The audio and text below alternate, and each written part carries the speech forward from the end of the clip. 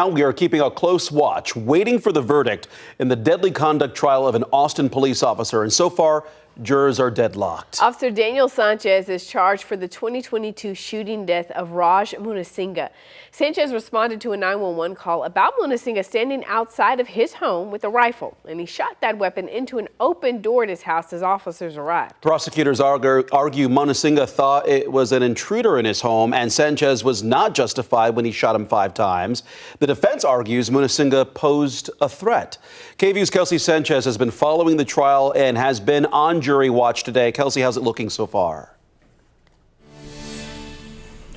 Mark and Ashley, well, jurors have been deliberating since Friday, and just before 1:30 this afternoon, the jury told the judge that they were deadlocked. So the judge read them an Allen charge. Basically, that means that to keep working so they could eventually, hopefully, reach a verdict. So earlier, I did talk to a criminal defense attorney, Amber Vasquez, about what jurors may be hung up on. She says because Sanchez is an APD officer, jurors likely don't want to send the wrong message to law enforcement, but they also want to make sure people are held accountable.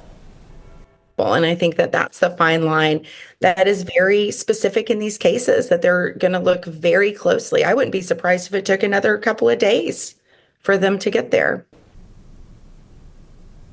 I also spoke to the defense attorney Doug O'Connell, who represented former Austin police officer Christopher Taylor in his previous trials. When Taylor was on trial for the 2020 death of Mike Ramos, jurors were also deadlocked and got an Allen charge before declaring a mistrial. O'Connell said this process is normal. It's certainly the first milestone in what could lead to either a verdict or a mistrial. But you know, if that jury takes the judge's instructions to heart, they're going to be in there deliberating until they reach a verdict. So that's what we're doing. We're watching and waiting to see what the next step is for these jurors. So once we have any other update, we'll let you know on air or online.